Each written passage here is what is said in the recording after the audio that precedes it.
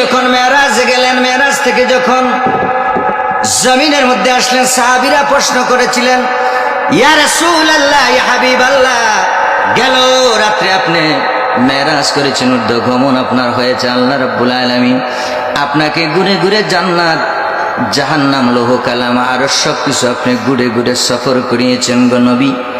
আপনি বলুন তো জান্নাতটা কেমন দেখেছেন, জান্নাতটা কত সুন্দর দেখেছেন, আমাদেরকে একটু বর্ণনা দেন। সুবহানাল্লাহ।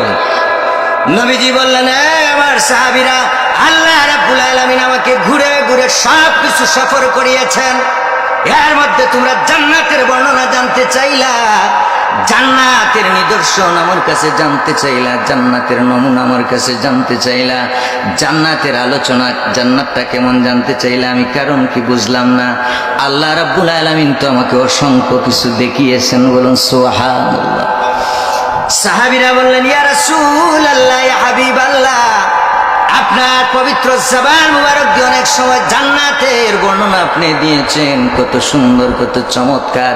জীবনে কোনো দিন গো নবী আমাদের চোখে জান্নাত দেখা সম্ভব হয় নাই, যেহেতু আপনার সশরীরে সচক্ষু মুবারকে জান্নাত দেখেছেন, ইয়া রাসূলুল্লাহ, ইয়া হাবিবাল্লাহ, ওই জান্নাতের বর্ণনা, নমুনাটা আমাদেরকে একটু বলেন।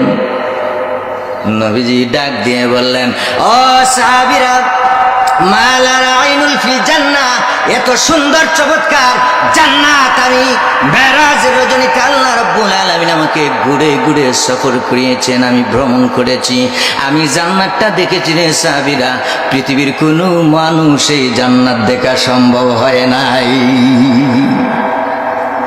সাহাবীরা বললেন, তাইলে দুনিয়ার মধ্যে কি জান্নাতের কোন নিদর্শন, কোন নমুনা, বর্ণনা আছে গো নবীজি? আপনি আমাদেরকে একটু বলবেন। ইয়া রাসূলুল্লাহ, ইয়া হাবিবাল্লাহ, নবীজি বললেন, হ্যাঁ, দুনিয়ার মধ্যে জান্নাতের নিদর্শন আছে, জান্নাতের নমুনা আছে, যেখানে কোরআনের আলোচনা করা হয়, হাদিসের আলোচনা করা হয়, আল্লাহ রাব্বুল আলামিনের সম্মানের আলোচনা করা হয়, নবী পাকের হাদিসের আলোচনা করা হয়, সামিয়ানার ব্যবস্থা করা হয়। ওই জায়গাটার মধ্যে যদি তোমরা নিরিবিলি চুপচাপ বসে বসে কোরআন হাদিসের আলোচনা শুনতে পারো, কোরআন হাদিসের আলোচনা তোমরা শ্রবণ করতে পারো, সাহাবীরা রে, দুনিয়ার মানুষেরা, এটাই হয়েছে তোমাদের জন্য দুনিয়ার মধ্যে জান্নাতের একটা নিদর্শন। বলুন সুবহানাল্লাহ।